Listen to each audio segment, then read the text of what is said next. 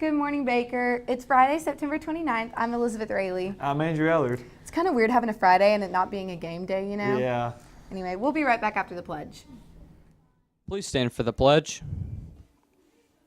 I pledge allegiance to the flag of the United States of America and to the republic for which it stands, one nation, under God, indivisible, with liberty and justice for all. Thank you. The French Club is selling t-shirts, $15 for short sleeve, $18 for long sleeve, and $30 for hoodies. See Ms. Pantoni in room 75 if you'd like to buy one. Boys basketball tryouts will begin on October 16th for 10th through 12th graders. Freshmen will try out on October 25th. All paperwork is due back to Coach Armstrong by October 9th. Well, if y'all done good on the past 4 days on the trivia, y'all should be good today. Welcome to BH1's Trivia Question Extraordinaire. Today's question is, xenophobia is the fear of what kind of animal? Is it A, centipedes, B, dogs, C, elephants, or D, giraffes? You have 10 seconds.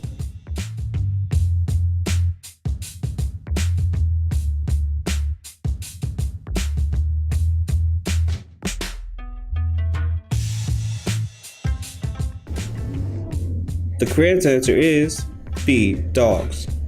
Xenophobia is one of the most common phobias among those having fear of animals. Studies show that 36% of people seeking treatment of animal phobia have xenophobia.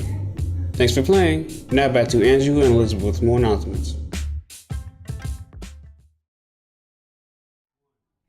Students, if you're planning on bringing a non-Baker student as your guest to the homecoming dance, you must fill out a guest pass for that person. They also have to check in with you when they get to the dance or they won't be allowed to come in. You may only bring one guest. The new ID badge policy takes effect on Monday. ID badges must be worn daily and must be visible at all times. First offense is a warning, second offense is parent contact, and third offense is retract. Replacement ID badges will cost $5. Lady Hornets basketball tryouts will be held October 17th and 18th in the gym. Tryouts will be from 5:30 to 7:30 on the 17th and from 6 to 8 on the 18th. In order to try out, you must have a current physical and a waiver. All interested candidates should see Coach Walker in the gym. If you missed any announcements or need a reminder on announcements, are available through the Hornet Herald on their Twitter at BHS Baker Buzz. The JROTC Mud Run just happened. Didn't you think that was cool? Yeah, I thought it was really cool. I didn't know much about it, but you know, Kyra can catch y'all up. Attention Baker High. You may or may not have known that our very own JROTC has recently participated in the Volkswagen Mud Run in Gulfport, Mississippi. A lot of teamwork. We pushed each other through every obstacle, and it was hard, but we pushed through it as a team. Even though they overcame the nervousness they felt in the beginning, there were still some challenges they faced. The mud run was pretty intense because, you know, it's a 5-mile run, and it's not just like we're just running the entire time. We actually have like huge obstacles to go over, like big mounds of dirt that we climb on top of, or hay bales to jump over. So it was really like you had to push yourselves, we had to push each other. But it was fun. However, they found ways to defeat those challenges. Mental and physical ones, like it was very stressful, and it was very hard to push through, but with my teammates' help, we got through it. Through their hard work and determination, our JROTC was able to place second in the competition. We were very happy at first, and then later on we were like, we could have got first, but we were super happy, and we're happy that we won as a team. At first I was just happy to get the race over with because it was pretty tiring, but after a little bit I was slightly disappointed because we were so close to getting first place, and then I finally just settled on just happy to finish, and you know, we did our best. Congratulations on your achievement at the Volkswagen Mud Run and representing Baker in a great way. Well, congratulations on that win, JROTC. That was cool, but it was a little too messy for me, I think. I mean, sometimes you just got to get your hands messy to come out on top. That reminds me of the Environmental Club. They are doing a lot to make the school green. Have you heard about that? Yeah, let's check out what Mackenzie has to say about that. Have you ever wondered where the green bins came from? A few years back, the Environmental Club donated these to the school, and since then have continued doing ambitious projects ever since.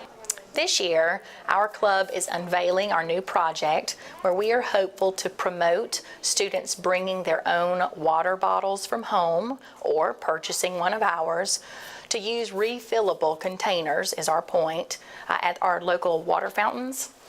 So they will be installing water bottle refillers that will be right there beside the water fountains. You can fill your water bottles 3 to 5 times faster than using those at the actual water fountain itself. The water is purified, removing contaminants like lead and smells, and it should be an upgrade for the entire student body. The Environmental Club has many different activities throughout this year. A few members were willing to share their favorites. My favorite thing that I've done with the Environmental Club has to be, last year we worked with Feeding the Gulf Coast, and we worked in their garden with herbs that they grow and they pass out to people to cook their meals. And it was really fun to learn how things grow and to just play in the dirt for a while. I liked the campus cleanups because I got to spend time with my friends outside of school and do something that I cared about, and I felt like I could make a difference. I really like doing the apple snail roundup at the, I think it's a municipal park at the art museum. The Environmental Club already has some new plans for this upcoming year. Some projects we have planned this year is we're going to work a lot with Feeding the Gulf Coast and the Recycling Center. We're also going to work a lot with the Salvation Army and a lot of feeding the homeless activities. And we're also doing an apple snail roundup, which is always fun, and a coastal cleanup next month. We're going to do water bottle fillers for the water fountains. So we're going to try and do fundraisers for 2 by selling the water bottles that the actual company has. If any students are interested in joining the Environmental Club, here's Danielle and Ms. Stevens to tell you why you should. You don't have to have a PhD in biology or ecology to be able to make a difference in your community. If you want to be active and be part of a solution, you come and hang out with us because we have lots of activities. Anyone can make a difference in their environment. Always remember to reduce your waste, reuse your items, and always recycle. Well, I guess that's all we have for this week. We'll see y'all at Homecoming Saturday, and remember Blue and White Days Monday. I'm Elizabeth Rayleigh. Oh yeah, you have to wear your khaki shorts or pants. Oh, I forgot. Good. Thanks. Good thinking, Andrew. All right. Bye, y'all. Bye. And evidently the requirements for anchors today were having somebody skinny and dorky up here. Andrew's not here, but the other person that was supposed to be here was Andrew. So I'm glad you showed up to fill the other role. All right. We'll be right back after the pledge. And since then, we've begun doing more ambitious. I think you're totally thrown off right now. Oh no! Dang it, DeCarlos! It was so good. Oh hey, this is for Environmental Club. See that? It was trash. I can't do this! You made me nervous and you embarrassed me. I'm so upset.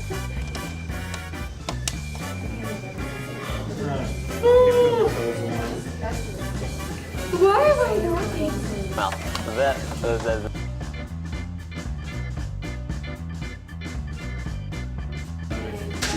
I can do this all shirtless. Please don't. Please